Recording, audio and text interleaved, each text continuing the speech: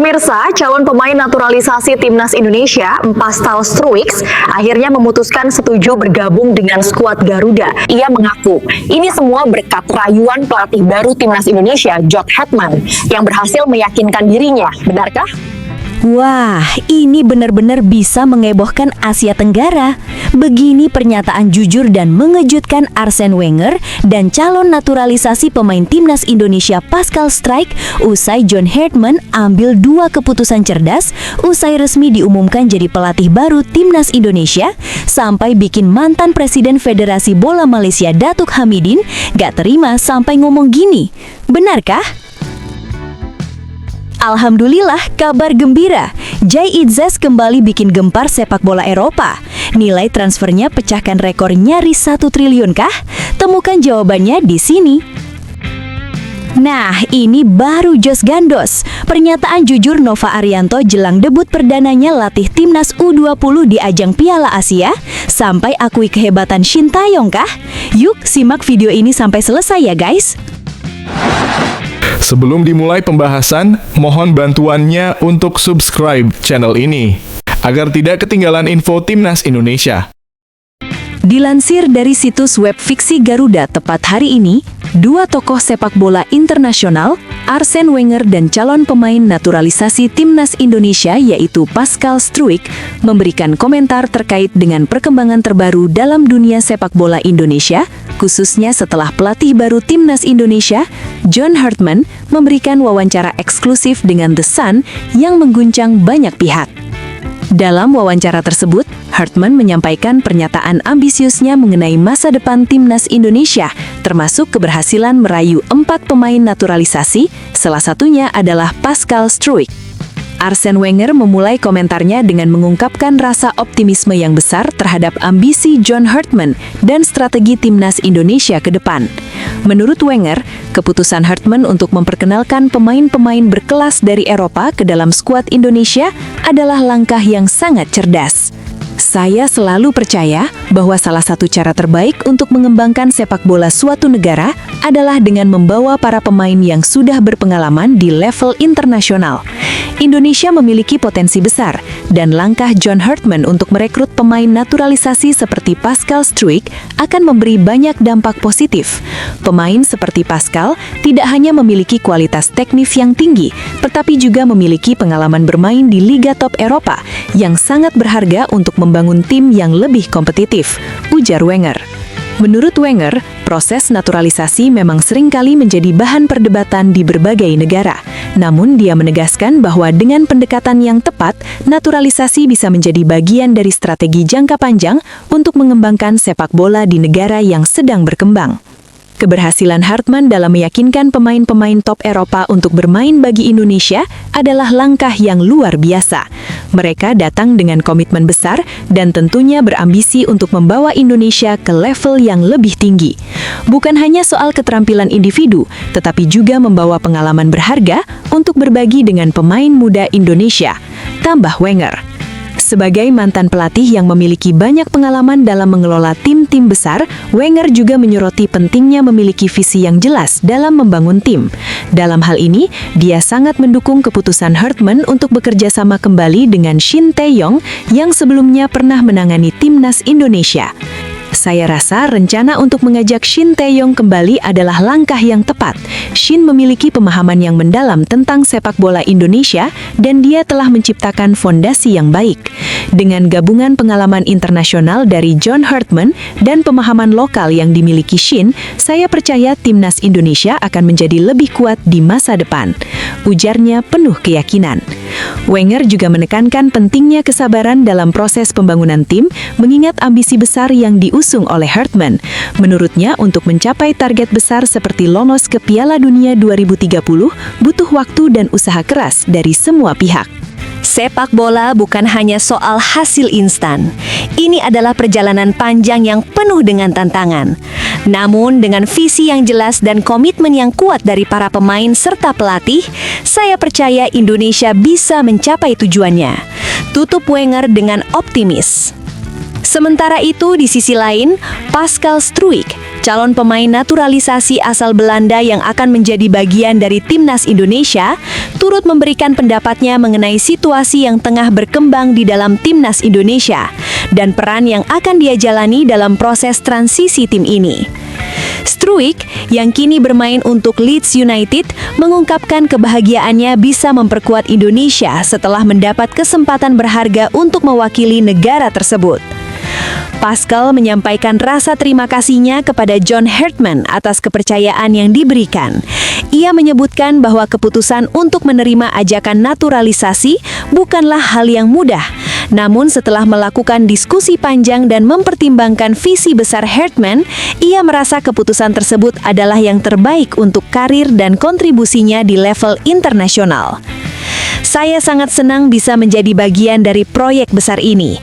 Indonesia adalah negara dengan potensi luar biasa, dan saya merasa terhormat bisa menjadi bagian dari proses ini. John Hartman adalah pelatih yang sangat ambisius, dan saya melihat bagaimana dia bisa membangkitkan semangat tim. Saya siap memberikan yang terbaik untuk negara ini, ungkap Struijk.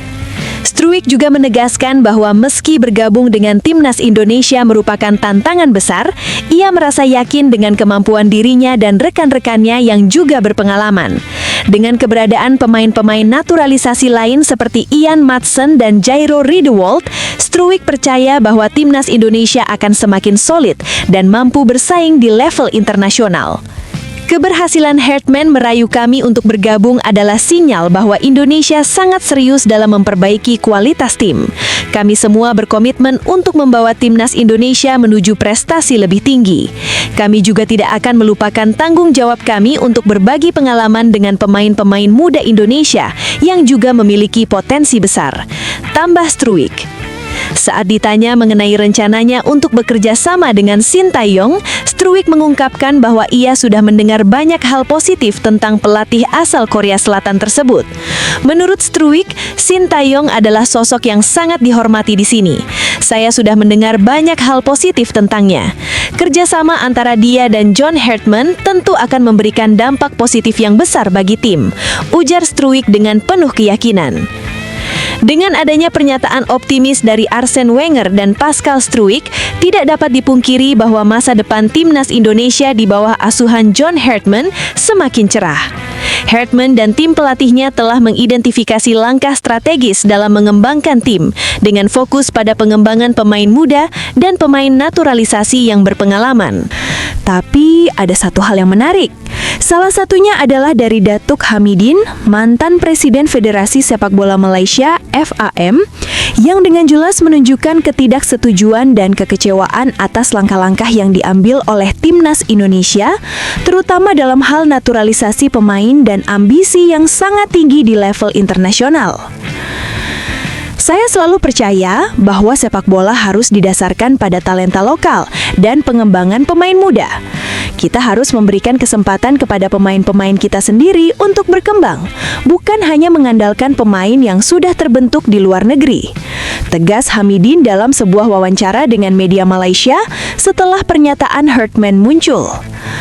Malaysia tidak akan mengikuti jejak tersebut.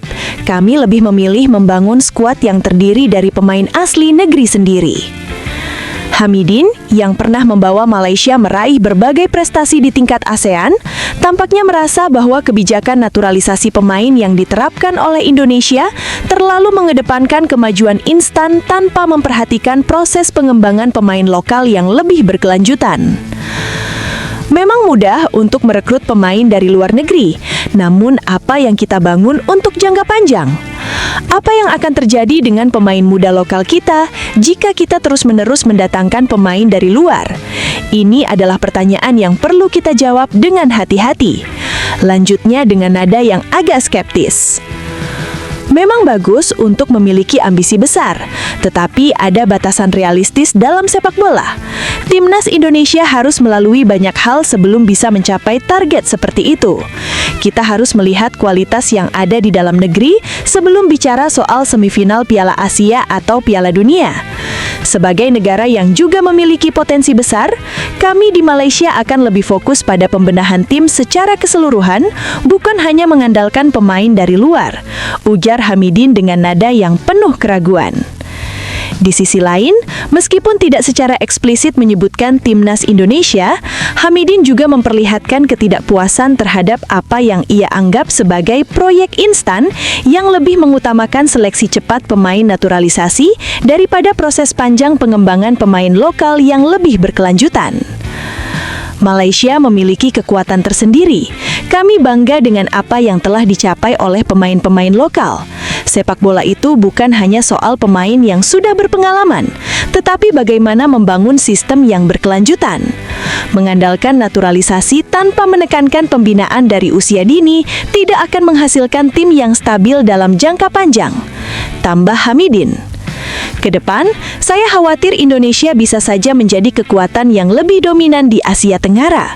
Tetapi kami di Malaysia juga memiliki rencana untuk terus berkembang dan tidak akan tinggal diam. Kami memiliki para pemain muda yang luar biasa dan kami akan fokus untuk membangun skuad yang lebih solid di masa depan. Ujarnya dengan nada tegas. Tutupnya. Tapi tunggu, benarkah kabar tersebut? Simak hasil penelusuran admin di akhir video ini ya guys. Sassuolo kembali menegaskan reputasinya sebagai klub Italia yang piawai mengelola aset pemain. Media lokal Sassuolo News menyoroti perekrutan Jai Itzes yang kini berubah menjadi investasi emas bagi klub. Bek Timnas Indonesia itu didatangkan dari Venezia pada musim panas lalu dengan total biaya mendekati 196 miliar rupiah. Dalam waktu kurang dari satu musim, nilainya melonjak tajam berkat performa konsisten di lini belakang. Itzes kini menjadi pilar utama pertahanan Sassuolo bersama Tarik Muharemovic.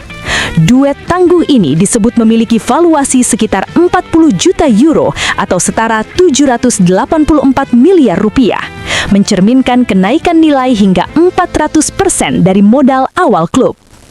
CEO Sassuolo, Giovanni Carnevali pun menegaskan bahwa strategi klub memang berfokus pada pengembangan pemain muda dan peningkatan nilai jual. Sejak bergabung Agustus lalu, Itzes nyaris selalu tampil penuh dan menunjukkan ketenangan serta kepemimpinan di bawah arahan Fabio Grosso. Lonjakan nilai ekonominya menegaskan keberhasilan kebijakan transfer Sassuolo. Jai Itzes pun kini tak hanya menjadi kebanggaan Timnas Indonesia, tetapi juga simbol sukses strategi bisnis klub berjuluk Nero Verdi tersebut. Penyerang Timnas Indonesia U23, Jens Revan, menutup 2025 dengan penuh optimisme dan keyakinan tinggi menatap tahun baru. Ia menegaskan bahwa Timnas Indonesia akan tampil lebih kuat pada 2026, sebuah janji yang ia sampaikan kepada para pencinta sepak bola tanah air. Melalui unggahan di Instagram, Revan merefleksikan perjalanan Timnas sepanjang 2025 yang ia nilai syarat pelajaran berharga. Menurutnya, berbagai pengalaman tersebut membuat tim semakin matang dan siap bersaing di level internasional. Ia pun menegaskan tekad tim untuk bekerja lebih keras demi membuktikan jati diri serta level sepak bola Indonesia di turnamen besar. Secara pribadi, pemain Bali United itu juga mengungkap rasa syukurnya atas capaian individu sepanjang 2025. Ia berhasil mencetak 10 gol dan finish sebagai top skor AFF U23, pencapaian yang semakin menambah kepercayaan dirinya menyongsong 2026. Timnas Indonesia tak lama lagi akan memasuki babak baru dengan hadirnya pelatih kepala anyar. Pergantian posisi dari Patrick Kluivert ini pun memancing respons dari para pemain skuad Garuda. Satu di antaranya adalah Ole Romeni. Penyerang Timnas Indonesia tersebut secara jujur mengungkapkan rasa kecewanya atas keputusan memecat Patrick Kluivert, sosok pelatih yang ia nilai sangat memahami dirinya sebagai pemain. Ole Romeni mengaku menikmati masa kerja bersama Kluivert. Menurut striker Oxford United itu, pengalaman sang legenda Belanda yang pernah berkiprah di level tertinggi sepak bola dunia membuat setiap arahan yang diberikan selalu detail dan membantu proses perkembangannya di lapangan. Sebagai sesama penyerang, Kluivert dinilai mampu memberi perspektif yang tepat untuk meningkatkan kualitas permainan. Meski PSSI akan segera memperkenalkan pelatih baru, rasa kehilangan masih dirasakan oleh Romeni. Ia menilai tekanan besar dari publik menjadi tantangan tersendiri bagi siapapun yang melatih timnas Indonesia. Romeni bahkan menyebut bahwa menangani tim nasional dari negara dengan jumlah penduduk lebih dari 280 juta jiwa bukanlah pekerjaan yang mudah. Kedekatan oleh Romeni dan Patrick Kluivert pun terjalin kuat sejak awal. Keduanya sama-sama mencatatkan debut bersama timnas Indonesia saat menghadapi Australia pada Maret 2025 lalu. Momen yang menjadi kenangan tersendiri bagi sang striker di tengah pergantian era di tubuh skuad Garuda. Pelatih timnas U20 Indonesia, Nova Arianto, menutup tahun 2025 dengan pesan emosional, penuh rasa syukur dan harapan. Ia menyinggung perjalanan bersejarahnya saat dipercaya menangani timnas U17 Indonesia hingga sukses lolos ke Piala Dunia U17 2025. Sebuah pencapaian yang ia sebut seperti mimpi. Nova mengaku bersyukur atas kepercayaan besar yang ia terima sepanjang 2025. Meski perjuangan di Piala Dunia U17 tidak mudah, timnas U17 Indonesia tetap mencatat sejarah lewat kemenangan perdana atas Honduras. Ia berharap keikutsertaan di Piala Dunia U17 ke depan bisa menjadi tradisi bagi sepak bola Indonesia. Dalam pesannya, Nova juga menyampaikan terima kasih kepada PSSI, staf pelatih, pemain, supporter, serta keluarga yang selalu memberi dukungan. Kini mengemban tugas baru sebagai pelatih timnas U20 Indonesia, ia menyadari tantangan ke depan akan lebih berat, namun menegaskan siap bekerja keras dan membawa tim tampil lebih baik. Nova menutup 2025 dengan keyakinan bahwa kesuksesan lahir dari kerja keras, ketekunan dan cinta terhadap proses, seraya menyambut 2026 dengan optimisme dan harapan baru. Agenda Timnas Indonesia sepanjang 2026 kini sudah terpetakan dengan jelas. Skuad Garuda akan menghadapi deretan ajang penting, mulai dari FIFA Series hingga ASEAN Championship atau Piala AFF, yang siap mengisi kalender sepak bola nasional sepanjang tahun. Perjalanan Timnas Indonesia pada 2025 lalu memang penuh dinamika. Ada momen membanggakan yang memicu euforia, namun tak sedikit pula kekecewaan yang harus ditelan pemain dan pendukung. Keberhasilan melaju ke putaran 4 kualifikasi Piala Dunia 2026 zona Asia menjadi catatan positif, meski pada akhirnya Indonesia gagal mengamankan tiket ke putaran final Piala Dunia. Memasuki tahun baru, tantangan lain sudah menanti. Kegagalan ke Piala Dunia membuat timnas Indonesia kini memusatkan fokus pada agenda besar seperti FIFA Series dan Piala AFF 2026. Indonesia sendiri dipercaya menjadi salah satu tuan rumah FIFA Series yang akan digelar pada FIFA Matchday Maret 2026. Meski demikian, format turnamen serta calon lawan Jai Itzes dan rekan-rekan masih belum diumumkan. Kesibukan timnas Indonesia berlanjut pada pertengahan tahun. Mulai Juli hingga Agustus 2026, skuad Merah Putih akan berlaga di Piala AFF. Turnamen 2 tahunan ini sengaja digelar di tengah tahun agar setiap negara peserta dapat menurunkan komposisi pemain terbaiknya. Selain itu, masih ada 3 jendela FIFA Matchday lainnya pada Juni, September, Oktober, dan November 2026.